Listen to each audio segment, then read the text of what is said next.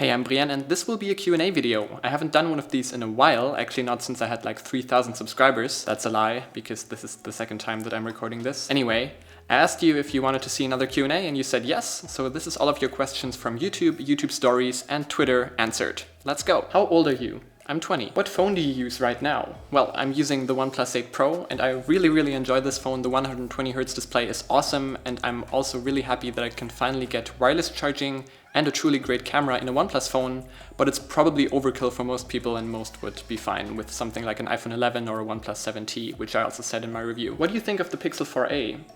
I think that is going to be an awesome phone for the price. For like $349, what it's supposedly going to cost, if it really does have wireless charging, that new design with the punch-hole camera, and that awesome back camera that the Pixel 3a already had, then it's going to be an awesome phone for that price, and I think it's going to make a lot of sense to pick up.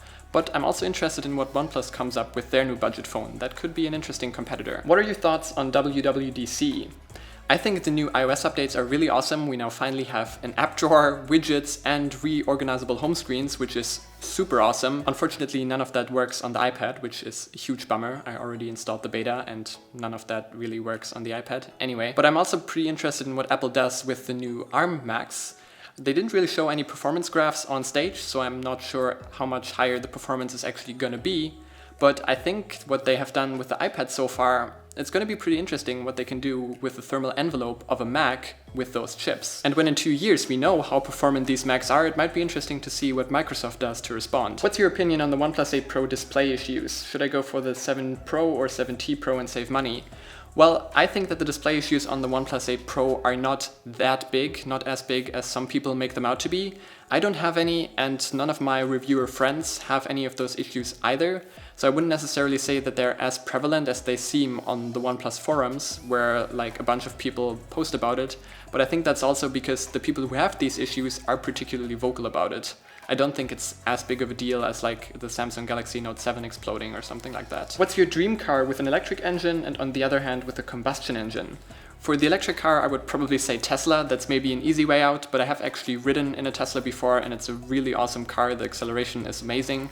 And when it comes to combustion engine cars, I'm actually not that much into combustion engine cars. That's why I would say probably something like a supercar, a McLaren or something, which is just generally a super awesome car.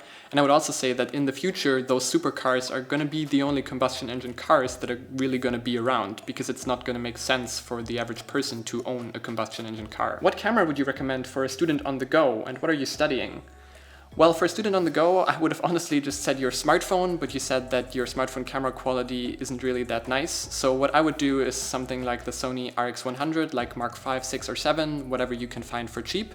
Or the new Sony ZV-1, that also looks like a pretty good option, but it's more expensive. And I'm studying European studies, which within Europe is like economics and politics and law on like an international European level. I'm willing to spend 400 USD on a new phone. What do I go with? Something that costs 400 USD now, or wait until pricing comes down on a more expensive model?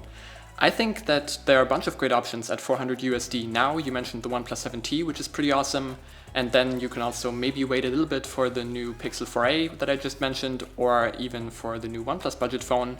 I wouldn't necessarily wait for flagships to come down in price to like 400 USD, because that is a pretty low price and pretty extraordinary for flagships to come down to. So if you need a new phone now, I would pull the trigger now. What would be your choice between the OnePlus 7T and the Samsung S10e? Well, I would say the OnePlus 7T just because I enjoy the software and the high performance more, but if you want a better camera, then you may want to go with the S10e, and that is also a smaller phone, so if you care about that, then maybe go with that one. Other than tech, what interests you a lot? And favorite YouTuber? Well, apart from tech, I'm very interested in politics, especially international politics and international relations, but also economics, definitely, and investing and so on. And when it comes to my favorite YouTuber, I would say Michael Fisher, Mr. Mobile.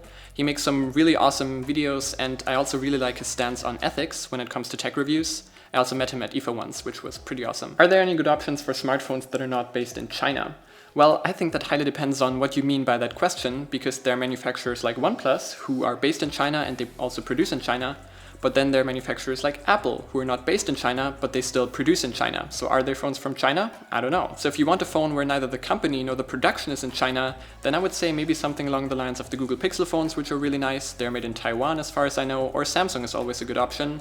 But I wouldn't necessarily go for the newest generation Galaxy S devices because those are pretty expensive for what they're offering, I think. Will Gcam mod on the OnePlus 8 Pro make full use of its large IMX689 sensor, and is it worth buying the 8 Pro over the 8 for that reason? Well, I don't think Gcam mod for the OnePlus 8 and 8 Pro is that great yet. There are a lot of coloring issues with like green tints over the whole picture and so on, so I don't really think those camera apps are worth it yet. But the camera of the OnePlus 8 Pro is in general a lot better than the one of the OnePlus 8. I'm going to have a video on that coming up. So I think it is worth picking up the 8 Pro over the 8 if you really care about that great camera. Would you like to do YouTube full time after you graduate, or will it be a side gig? Well, I think it will remain a side gig, especially because right now it's not in a position where I would say it can feasibly be more than that. But I also enjoy doing other things besides YouTube to have some sort of variation. For now, that side thing is my studies, and in the future it may be a job that I do apart from YouTube. Those were all the questions for this video. If you have any other ones, feel free to post them in the comments down below and I'll try to answer them there. Apart from that, if you enjoyed this video, you know which buttons to press. Don't forget to press that follow button on Twitter, and don't forget to stay home and stay healthy. I'm Brian, thanks for watching, and I'll see you in the next one on Friday.